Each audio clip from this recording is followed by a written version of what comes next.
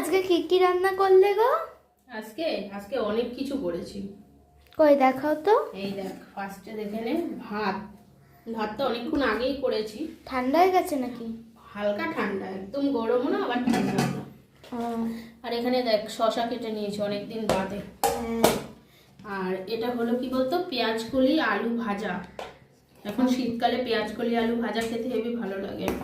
আর আর এখানে হচ্ছে তোর ওই যে কালকের লাউ এর ঘন্ট করেছিলাম, তা সেটা ছিল, গরম করে রেখেছি, খাওয়া হয়ে যাবে।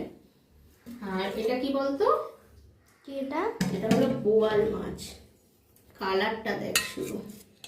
ও এটা বোয়াল মাছের ঝাল করেছি, বেশ একটু মাখা মাখা করে করেছি ধনে পাতা দিয়ে।